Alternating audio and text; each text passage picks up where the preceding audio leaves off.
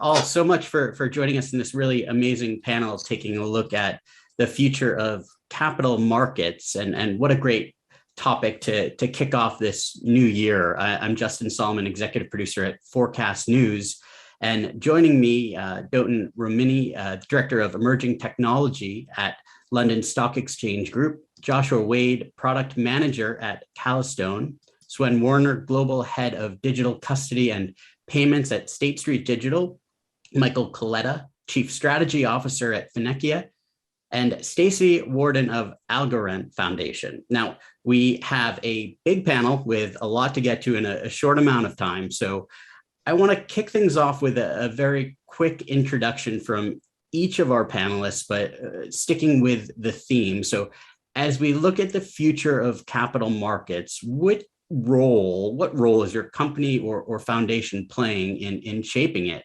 Dotun, start with you.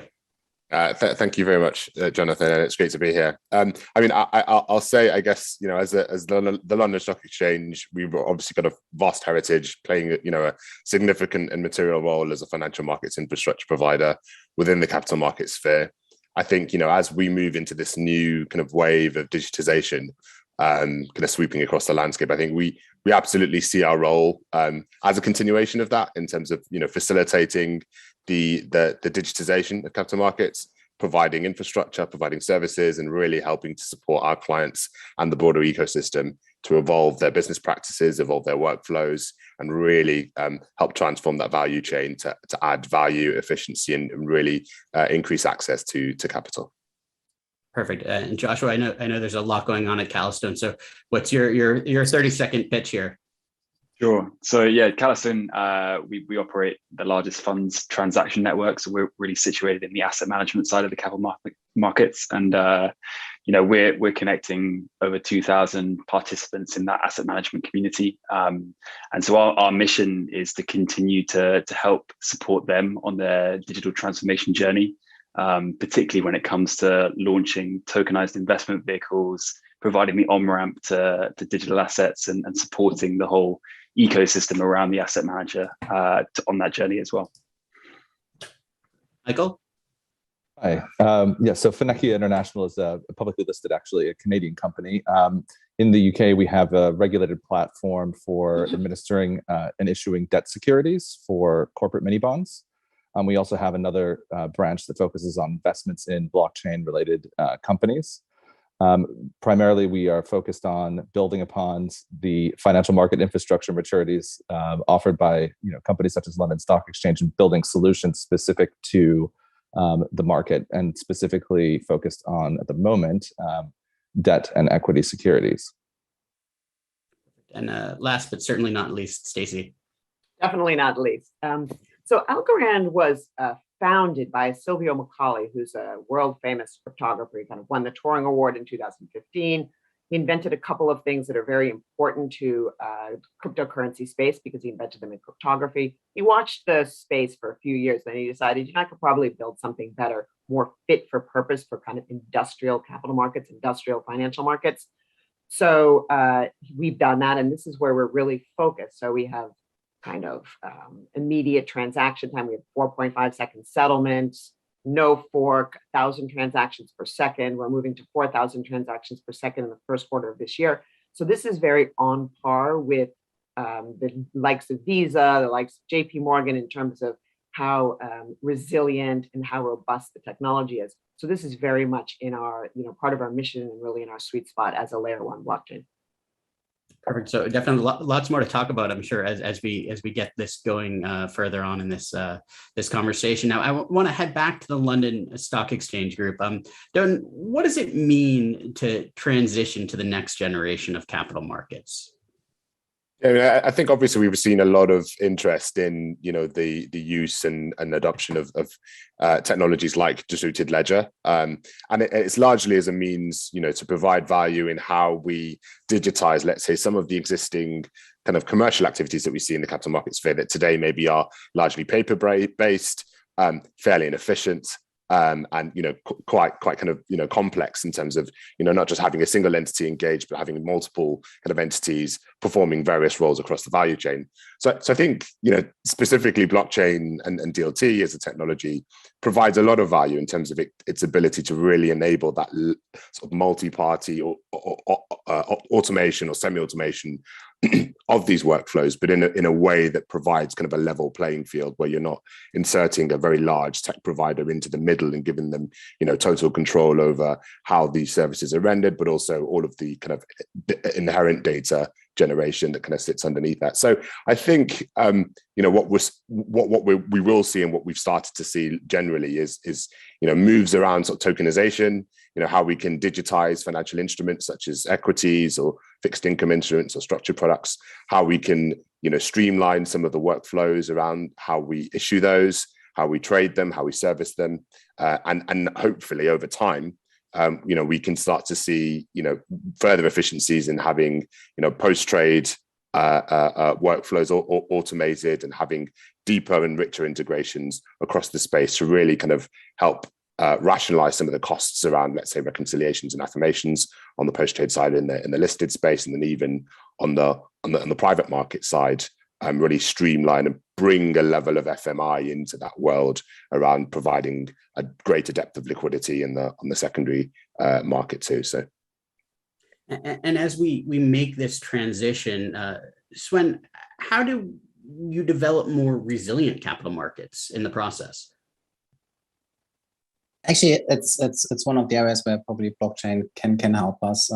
Obviously, resiliency from a regulatory perspective being a major force, and certain kinds of market infrastructures. Obviously, if there's only one, then your resiliency really hinges on that system being available. And in that aspect, obviously, a decentralized system allows us to go much further. But I think there's now some, the conceptually probably is relatively straightforward, but in terms of the actual implementation, if you have your key shards, how do you make sure you have backups, you can secure that? So there will be a lot of work to say, well, if you want, it really comes down to the cleverness of our IT people to make sure that they can fully leverage all of those benefits without creating new risks. There may also questions posed to the asset management industry if you think about moving slightly away from resiliency, DeFi protocols, these kind of things. How do you make sure that the protocol does what it says on the tin? Where do you develop that expertise? And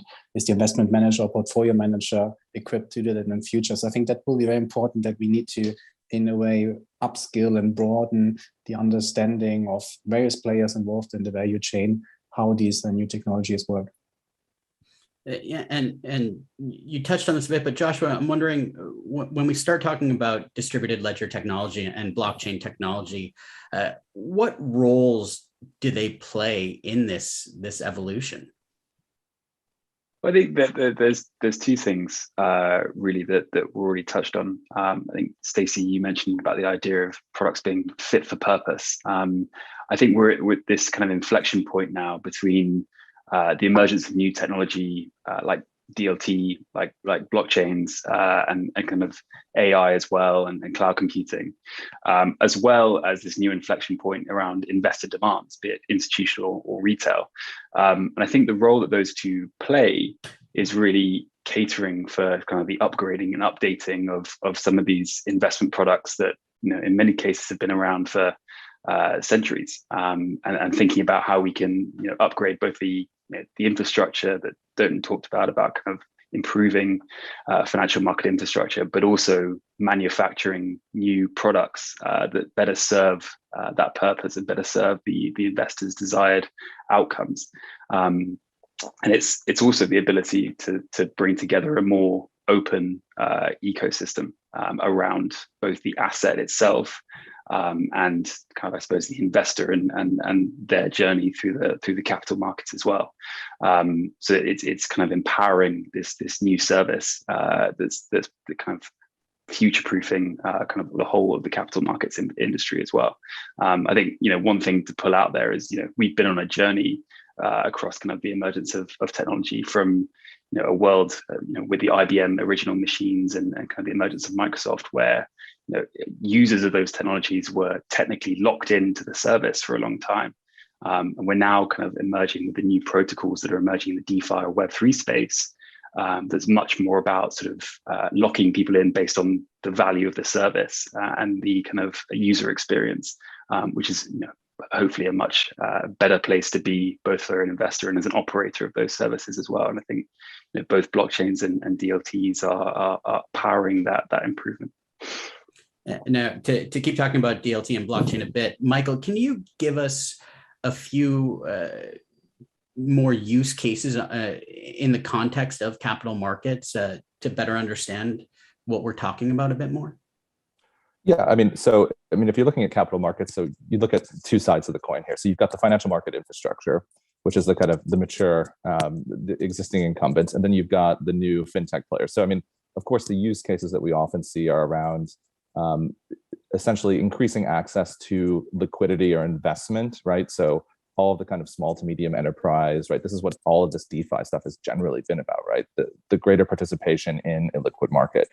I think, if we look at the use cases and how things are going to grow and expand and where things are being held back, and this is kind of where financial market infrastructure meets fintech. So the things that we're working on here at Fineqia as an example with the issuance, and this is a classic case of corporate debt and equity. The problem is, right, that I think any fintech platform looking to offer services faces is that financial market infrastructure doesn't have the APIs or the workflow, right, to handle the essentially the settlement leg of a digital instrument. And this is just a big problem, right? So I think when we look at use cases themselves, I think they're pretty well established. I think the issue here, though, is really one of how do we get the large financial market infrastructure incumbents to see the value proposition of building out their services for fintechs to grow themselves, so that we don't end up with what we see as this kind of token island, or we end up with kind of a side existing low governance DeFi space, right? So this is kind of where I think things are. Staci, are there? No, it does. Staci, any other use cases that you wanted to point out? Oh, well, I thought there were a lot of people in this panel. So did you want me to just talk until the end of the session? Look, I mean, this is fundamentally a different technology. And I think it's really important to keep that in mind. The banking system works on a system where you take money out of an account, you reconcile, you have it in another account that's reconciled. This blockchain ecosystem is digital cash. And that's not just a word that is kind of thrown around. It is really that the bearer of the instrument is the instrument owner and can do something with that instrument, with that token. It's like holding a dollar in digital form. So what does that mean? There is no reason, and this is, I think, it's not exactly capital markets, but it's a building block of capital markets. That why is it that somebody in Nigeria who wants to pay somebody in Malaysia has to travel through the correspondent banking through the correspondent banking system up to the Fed, clear at the Fed, travel back down through the correspondent banking system, and end up in the account in Malaysia? Why can that person send a movie over WhatsApp to that person in Malaysia, but can't send 5 cents directly account to account and have to wait for 10 days for that all to clear? It's like sending a dollar bill digitally immediately, like I might hand a dollar bill to you, or as a better example, you might hand a dollar bill to me. But on top of that, this brings a whole bunch of things with it. Like, for example, right now, banking is the innovation in banking, I would say, for the last 15 years has been all about making those messages between bank balance sheets faster. And it's a very different world in blockchain. It's one ledger. You're not really actually even sending a Bitcoin to somebody. It's one ledger.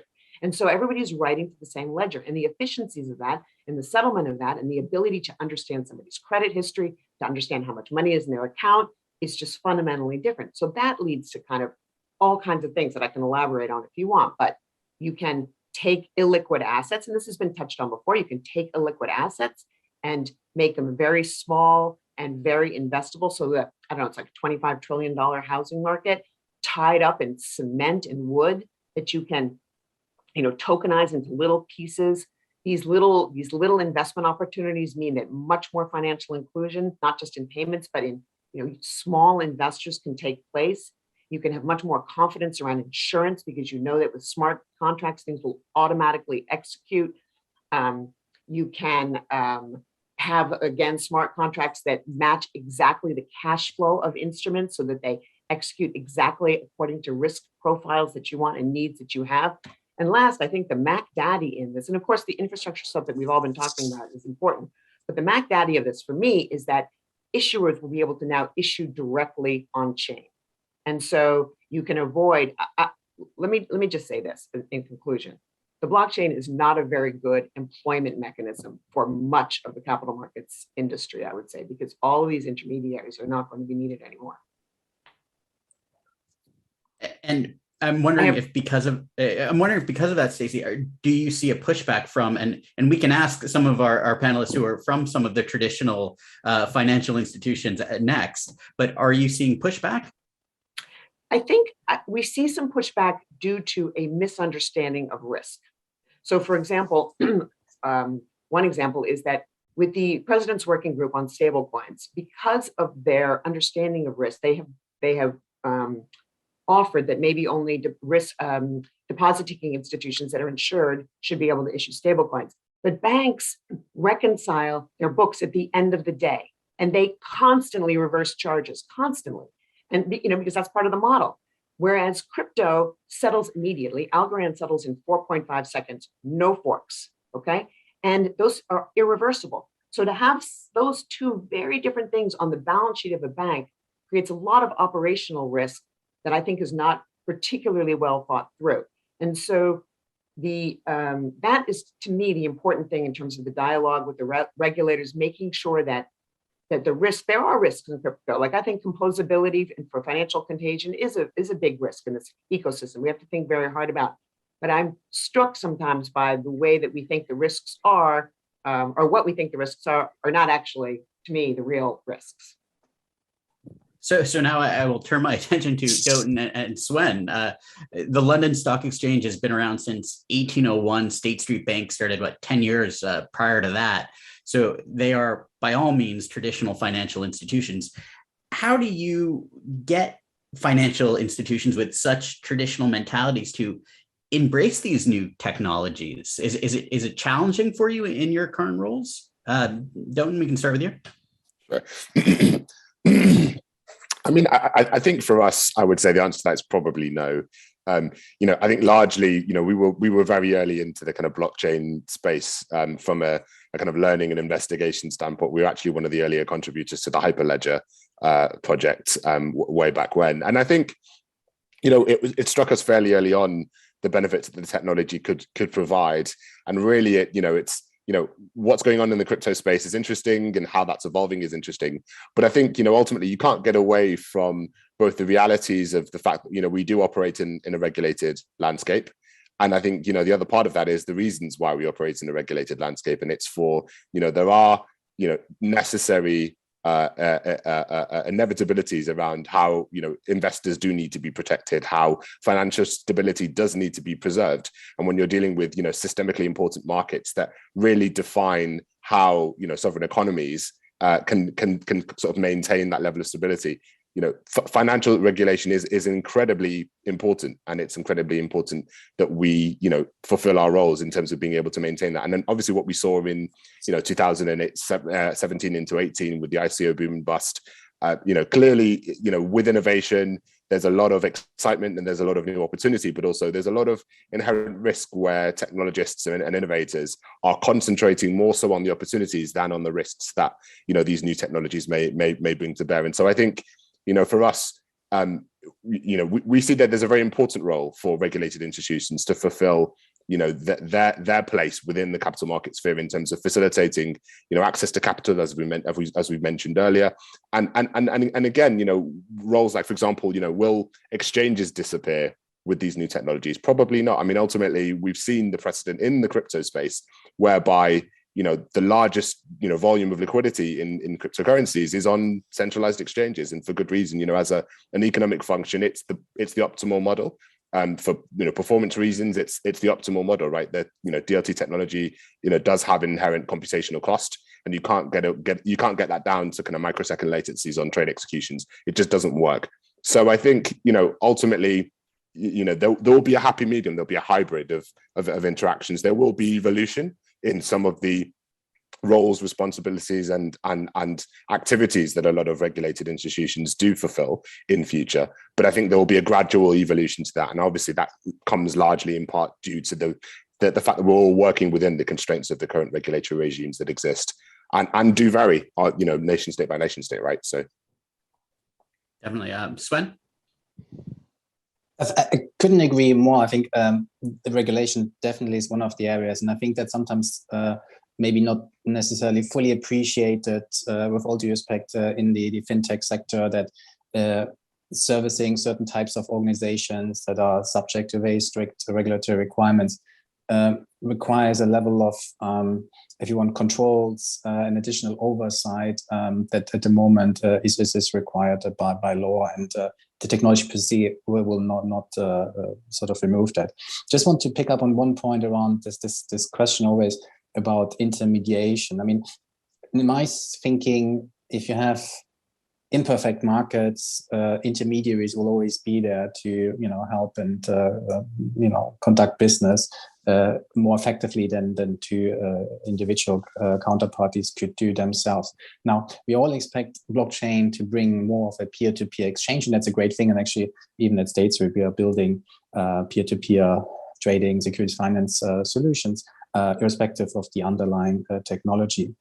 But I think one of the aspects, or important aspects for me, is this also the notion that even if you have a blockchain network, it will bring new forms of intermediary services. So one of the areas, for instance, that I find quite interesting is the data oracles that you need to provide updates on information to smart contracts, so that you have a way to change the state of the system. Now, going forward, if you think about, we're talking about tokenized assets, what should be interest rates, what should be, entitlements, what is the tax status of an investor, therefore, can you send someone the direct proceeds from an income or not? All of this information will have to be fed into the blockchain, and we will have to make sure that they're accurate so that everyone else can rely on this. For me, this sounds like an intermediary, maybe in a different form with different value proposition, how we thought about this in the past. But these kind of roles, I think, have a high level of importance. Therefore, probably there will be regular scrutiny, especially if that tokenized asset market grows. And then there's an opportunity for organizations to help investors to make sure these processes are controlled and provided safely. So I'm not too afraid about this whole notion about blockchain changing how we think about intermediation. Is it a disruptive force? Absolutely, but it will also require basically a rethink of the value proposition. And when you said being a 200-year-old organization, absolutely. I mean, we had to reinvent throughout history what we do, and I don't expect anything less this time around. Staci, I saw you nodding a lot to this. Do you have anything to add in? No, I think, look, I don't want to come across as sort of anti-regulation. Of course, I'm not. And, I am a regulator. I chair the capital markets, the board of the Capital Markets Authority of Rwanda. But I think there's some really interesting things about this.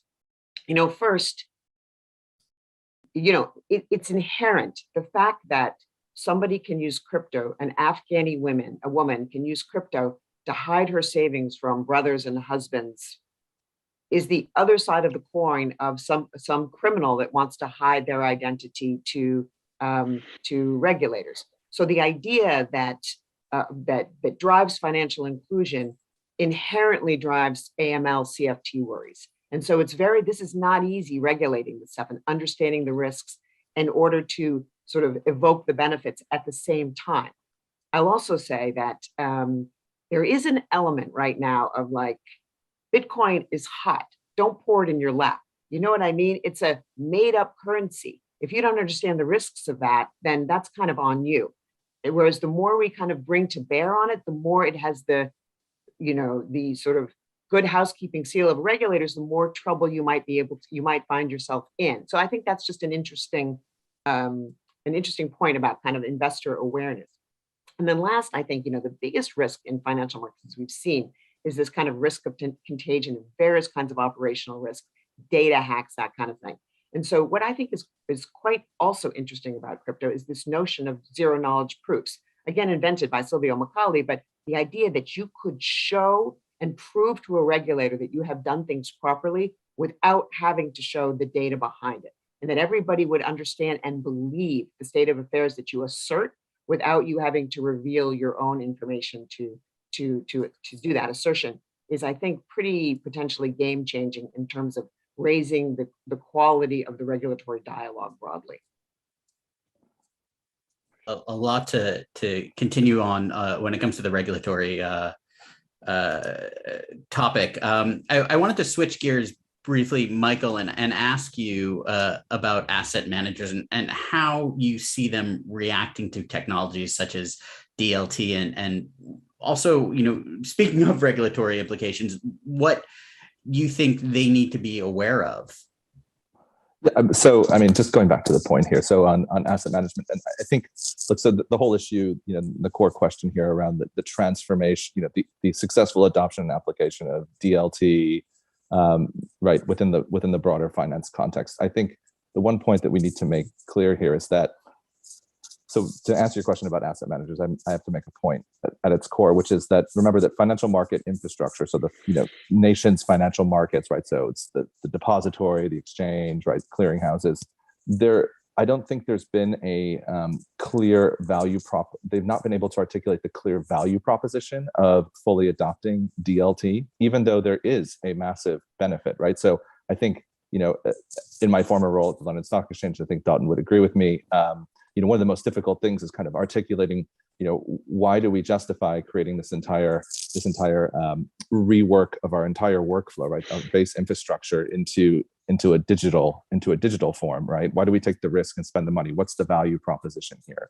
Well, I think that's one of the core problems, because we've got market infrastructure, which is basically upheld by regulation to ensure financial stability. So it's incentivized to stay stable, while we are unable to articulate the value proposition of these fintech innovations. So from the perspective of, asset managers, I would say, right? So it's one of, does this provide me additional value to, what I'm doing today? And I think the problem that we have with a lot of, fintech solutions, what's holding us back is that we're not able to plug into the settlement infrastructure, right? So while we can automate the legal side of things, we're not able to translate that into a settlement final instrument, right? So then that doesn't scale necessarily. So I think until we have the value proposition clearly articulated to market infrastructure, and I think that also needs to come from policymakers and regulators, there won't be, or it's difficult to see enough incentive in any G7 country, let's say, so any major economy, to undergo this transformation. We're seeing this a little bit, though, in the movement towards central bank digital currency, because that's the payment leg, right? And then also you have the securities leg. So I think the issue here is that because it's difficult to scale some of these solutions at the moment, they're not able to make their way into mainstream environments like large asset managers. Now, when you look at things like crypto itself, or any of the things around NFTs and these type of investments, that's a totally different world, right? Because it's fully digitized and there is no governance, and it's a different set of risks. But when we're talking about existing securities and the way that we capital raise, I think the fundamental issue is that it's hard for any of the customers of fintechs to see the value if the financial market infrastructure underpinning it isn't there. And we need the value proposition articulated clearly from the financial market infrastructure providers, right? That's the challenge. And as much as I try to move past the regulation topic, it's clearly of interest, where we've received questions from the audience as well. So Josh, I'll kind of put one your way. Are regulators up to task or capable of regulating crypto and blockchain? I think everyone probably has an opinion, and it might be varying on this, but I'll start with you here. Sure, I'll take the grenade first, but it's I think it's really interesting. I mean, just to summarize a little bit about the last kind of three things that we've talked about, I think we are seeing across the world some regional deviation in terms of how even just state-led approaches to dealing with this have played out. At a very high level, kind of across Asia, you have more of a state-led approach to crypto and blockchains. In America, it's kind of a mixture between that and huge amounts of VC capital being raised.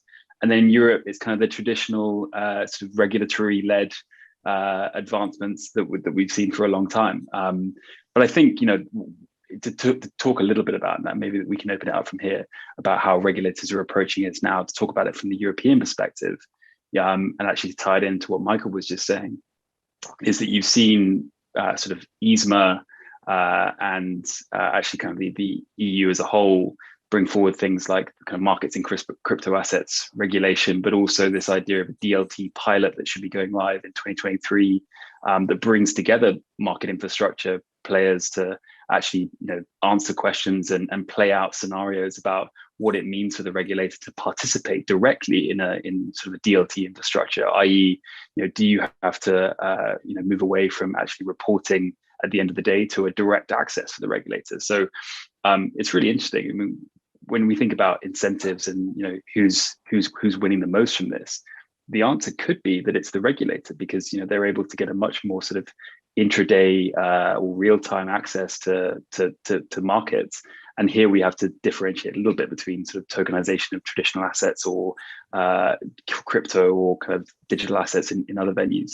But I think, with that sort of regional deviation playing out between different regulators, different approaches in one box, as well as sort of what we're seeing in Europe, there's a lot to watch in terms of how regulators are approaching this.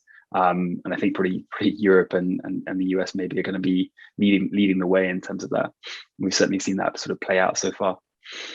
If I could just touch on and add to that, actually, I'd love to echo Josh's sentiments, and I think just touching on the last point around regulators potentially playing much more of a direct role in engaging with kind of financial markets technology. And I think really, if you think about sort of long term, where are going to be the key enablers to really position regulators well to really provide that agile governance over the evolution of a very, very fast and moving space. I think that's the way it has to go. If you consider the fact that when we look at previous large scale regulatory change like MiFID II, for example, these are regimes that took years to roll out and cost market participants literally hundreds of millions, if not billions of dollars across the market. And I think if you do move to a world where regulators do play much more of a direct role, both in terms of governance, but largely in terms of enforcement of the regulation through their ability to provide technology or interact directly with the technology layers that underpin the markets,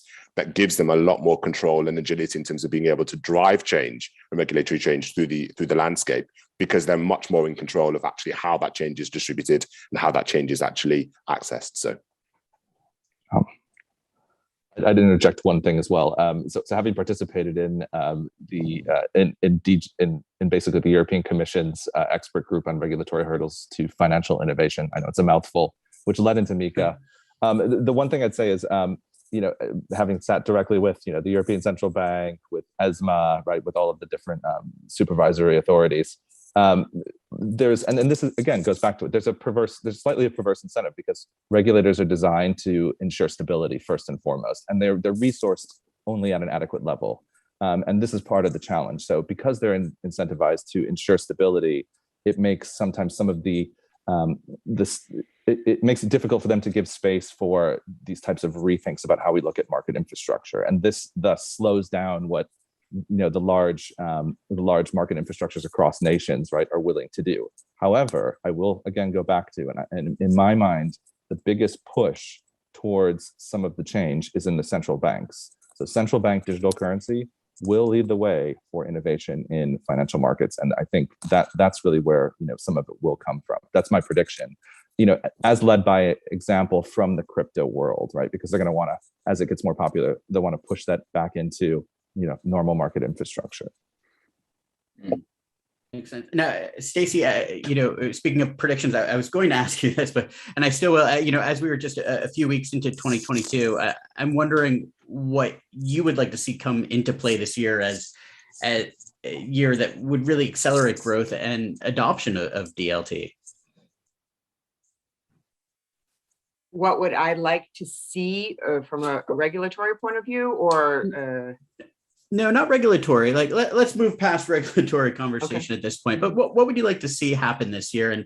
And as you sort of look into your crystal ball, what do you think will happen this year in the year to come?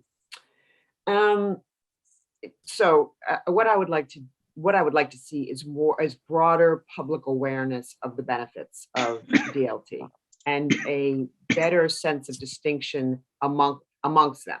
So, for example, Bitcoin does use a lot of energy. That's true, but other layer one blockchains don't. Algorand is carbon negative, for example. So I would there is some nefarious activity, of course, in the crypto space, but there's a lot of financial inclusion and a lot of help for regulators also going on in this space. And I would just like, I think, a better understanding, amongst the broad public about the benefits of this. And so I think that's the job for all of us to make that happen.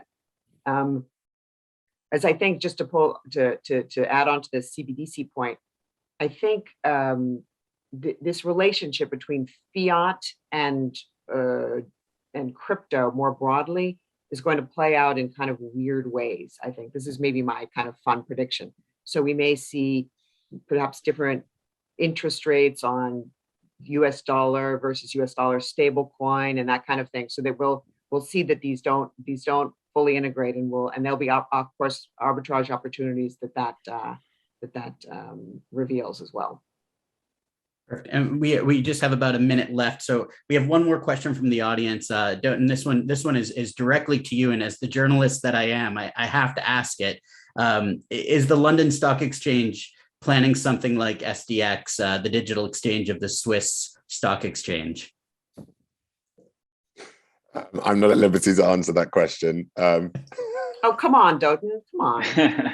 I mean, largely, we have direct aspirations, right? As I mentioned earlier, in terms of enabling this kind of digital transformation in capital markets. We've obviously made some moves that are somewhat public. Obviously, we entered into the FCA's Innovation Sandbox in Cohort 5 to build out a post-trade settlement infrastructure for UK equities, which was successful in terms of a sandbox test. So really, we have our eye moving forward and kind of where we could take that, right? We largely designed it as a kind of asset class ubiquitous, asset class agnostic infrastructure. And so, there's a lot of analysis on what are the interesting use cases, what are the interesting asset classes that we could look at from a digitization standpoint.